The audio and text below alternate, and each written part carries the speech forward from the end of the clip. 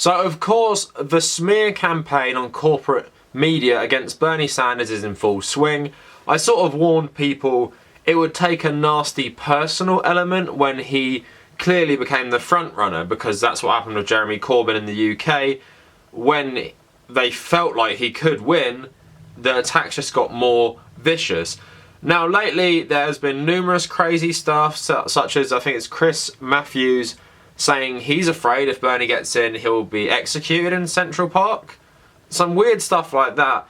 But yesterday Chuck Todd read out a quote on his panel show which compared Bernie's online fans to Brownshirts.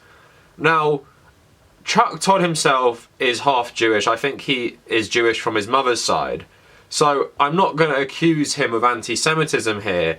But what he has done is something really, really damaging. And as a Jewish person, or someone at least with a Jewish background, he should know how damaging it is to spread this sort of propaganda and these false assertions against someone who could be very well be the first Jewish president of the United States. So I'm going to play the clip for you here. It's not very good quality, but look out for when he quotes someone saying digital brown shirts. I want to bring up something that Jonathan last put in the Bulwark today, and it was about how, in Ruth, we've all been on the receiving end of the Bernie online brigade. And here's what he says. He says, no other candidate has anything like this sort of digital brown shirt brigade. I mean, except for Donald Trump.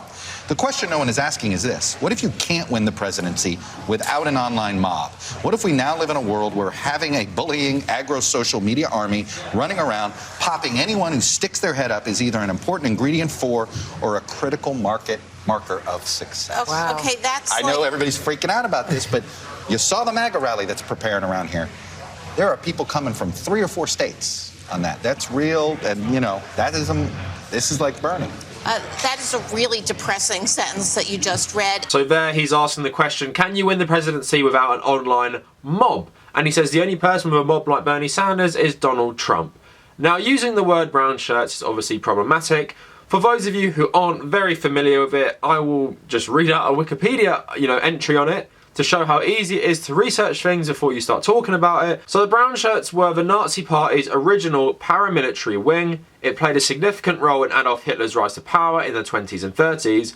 Its primary purposes were providing protection for Nazi rallies and assemblies, disrupting the meetings of opposing parties, fighting against paramilitary units of opposing parties, especially the Red Front Fighters League and the Communist Party of Germany. They intimidate Romanis, trade unionists and especially Jews, for instance during the 1933 Nazi boycott of Jewish businesses. They were called brown shirts from the colour of their uniform shirts, similar to Mussolini's black shirts. They developed pseudo-military titles for its members, with ranks that were later adopted by several other Nazi Party groups. So do you think it's fair to quote that? Do you think it's fair to read out a quote that compares Bernie Sanders' supporters to people who went round persecuting minorities, who went round fighting communists, who went round furthering the agenda of the Nazi Party? Do you think that's fair? Don't you think you could use a different word, even if you're trying to make the point that Bernie Sanders has a mob of supporters online who will defend him to the death?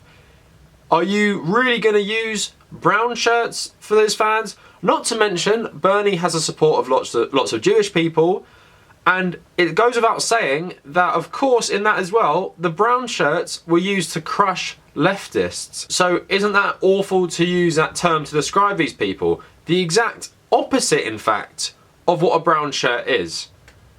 People who want socialism, people who are Jewish, people who are on the left wing, people from minorities. Remember, Bernie Sanders has some of the best minority support. You're essentially erasing all of those people to play into this Bernie bro myth where all his supporters are seen as misogynist white males. I don't understand where the hell this came from, but it's playing into this myth, calling them the brown shirts, because of course brown shirts weren't inclusive. They were white German fascists. So by comparing his fans to Donald Trump's fans, and by saying they were like the brown shirts, you were playing into anti-Semitism, really. How can you accuse someone who could be the first Jewish president of having fans who are like brown shirts? And that is so damaging, especially coming from a Jewish person. And also, I think there's an argument to be made that some segments of Donald Trump's supporters do act in some ways like brown shirts. right? We've seen those mobs with AR-15s, with Confederate flags, with Nazi flags, who all support Donald Trump. That is intimidating. That is far more in line of what a brown shirt is. I don't remember Chuck Todd calling the Charlottesville protesters brown shirts, even though they are far closer to what brown shirts actually were. And they're not even just an online manifestation of brown shirts. They are real. They kill people. White supremacist terrorism is the most deadly type of terrorism in America. That has been the case since 9/11 happened. So call out the actual white supremacists. Call that white supremacist militias brown shirts. Don't call a diverse group from loads of political backgrounds, social backgrounds, and ethnic backgrounds. Don't call them brown shirts, because they will attack people on Twitter with memes. Normally when I see people attacking people on Twitter, it's normally in good faith in terms of it's about the argument. It's not about anything personal. They get on people who spread disinformation. They get on people who really just act like politicians or stab Bernie in the back. They get on people like Hillary Clinton or Nancy Pelosi or Mayor Pete or Michael Bloomberg or all these people who are trying to undermine his campaign and not make the race for the Democratic nomination fair. I don't think that's what brown shirts wanted.